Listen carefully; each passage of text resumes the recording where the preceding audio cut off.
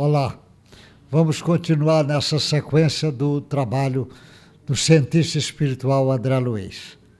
Hoje nós vamos falar o caso número 364, que é mediunidade e animismo. Mediunidade e animismo. Esse assunto eu estou pegando do livro Mecanismo da Mediunidade, do Chico Xavier, psicografia do Chico Xavier, do André Luiz. Nesse livro, Mecanismo da Mediunidade, que tem trabalho do Chico e do Valdo Vieira nesse livro. Como Evolução em Dois Mundos também tem o Chico e o Valdo Vieira. A maioria das obras do André foi feita pelo Chico sozinho, mas tem, às vezes, a participação do Valdo nesses dois livros. E aí ele vai falar sobre animismo. Isso você vai encontrar nesse livro, que é da FEB, da Federação Espírita Brasileira, no capítulo 23. Sobre animismo ele vai falar mediunidade e animismo, é o título. Olha como é que porque o termo animismo foi o Alexandre Akasakov, que ele faz um trabalho sobre isto, chamando, porque existiam umas críticas na época do Espiritismo, dizendo, não tem mediunidade, é um caminho só, é o próprio inconsciente do médium que está trazendo o assunto, mas na realidade ele chama atenção, existe essa influência do inconsciente do médium, do próprio espírito do médium encarnado fazendo essa influência, mas existe também a mediunidade e às vezes se trabalham juntos esse caminho. Nesse caso ele vai chamar a mediunidade e animismo, ele vai chamar a atenção. E isso cria confusões em alguns centros espíritas. Às vezes as pessoas dizem, não é fenômeno mediúnico, é fenômeno anímico, e é preciso estudar e conhecer e saber separar e entender muito isso. E o André vai falar, olha o que é que o André vai chamar a atenção da mediunidade e animismo. O André começa escrevendo, alinhando o apontamento sobre mediunidade, não será lícito esquecer algumas considerações em torno do animismo ou conjunto de fenômenos psíquicos produzido com a cooperação consciente ou inconsciente dos médiuns em ação. Ele está dizendo que ele vai chamar a atenção do fenômeno anímico, que muitas vezes são fenômenos psíquicos, e é em um conjunto esses fenômenos. Ele diz assim, temos aqui muitas ocorrências que pode repontar nos fenômenos mediúnicos de efeito físico ou de efeito intelectuais, porque o Allan Kardec, ele que estuda a mediunidade. A partir de Allan Kardec, a mediunidade não era estudada de uma forma metodológica. Foi através do Allan Kardec que começa esse estudo. Principalmente, você vai ver no Livro dos Médiuns do Allan Kardec, chamando a atenção muito, preparando um terreno que será riquíssimo de pesquisas do futuro para o mundo acadêmico.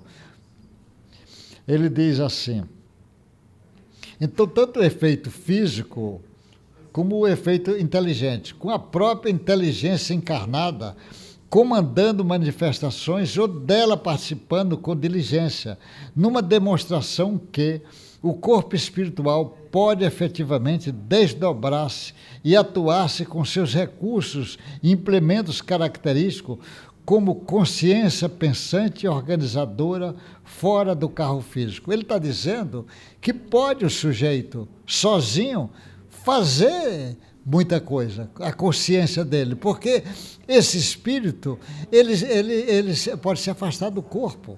Normalmente, quando se afasta, é o espírito, junto com o corpo mental e o perispírito, se afasta. E, geralmente, junto do corpo, fica o duplo etérico e o corpo. E esse afastamento pode ser responsável por um número grande de fenômenos. Inclusive, às vezes, só a disjunção parcial do perispírito com o corpo, essa disjunção vai produzir, às vezes, ectoplasma, que vai fazer com que muitos fenômenos, às vezes, de efeito físico, possam ser realizados. E existe isto, mas existe a conjugação com a parte anímica, que é importante, anímica com a parte espiritual, formando o conjunto mediúnico. A verificação de semelhantes acontecimentos criou entre os opositores da doutrina espírita as teorias da negação, porquanto admitida a possibilidade do próprio espírito encarnado poder atuar fora do trajeto fisiológico, apressando os sépticos inveterado a afirmar que todos os sucessos mediúnicos se reduzem à influência da força nervosa que efetua fora do corpo carnal determinadas ações mecânicas e plásticas, configurando assim ainda alucinações de variada espécie. Porque tem algumas pessoas que não querem admitir a existência da mediunidade. Os sujeitos materialistas, os cientistas materialistas, não acreditam no espírito, não vai querer dizer que a mediunidade existe.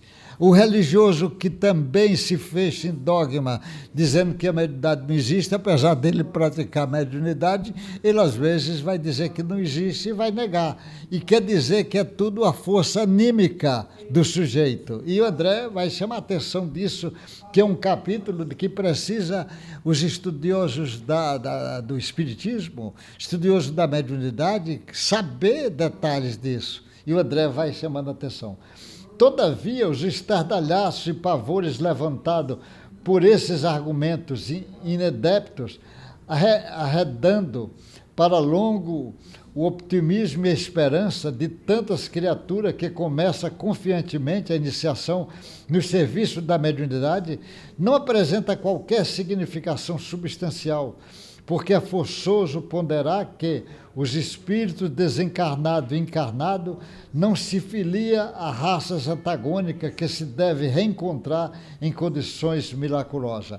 Isso daí é importante, inclusive, algumas pessoas que começam a trabalhar sobre a mediunidade é confundida, às vezes até por alguns espíritas invigilantes ou ainda com conhecimento pequeno do assunto, rotular aquilo como se fosse misticismo ou só um processo anímico. É preciso o entendimento disso. Então, o André vai nessa lição, nesse capítulo, começar a chamar a atenção do processo anímico com uma visão de homem de ciência, chamando a atenção da importância desse entendimento. Que, com certeza, o animismo e a mediunidade, em breve, o mundo acadêmico vai estudar, porque o número de médios vai aumentar tanto, porque faz parte do processo evolutivo do homem. Lá atrás, no Velho Testamento, o Joel já dizia que no futuro os jovens terão visões, os velhos terão sonhos, terão premonições. Eles vão ser, o fenômeno mediúnico vai ser estendido em massa. E breve, quando aumentar, vai obrigar os cientistas a estudarem o fenômeno mediúnico pelo número de médios que serão tantos que eles serão obrigados a estudar o fenômeno. Aí, quando estudar, o André Luiz vai deixar material importantíssimo para as pesquisas dele. Até o próximo encontro nosso.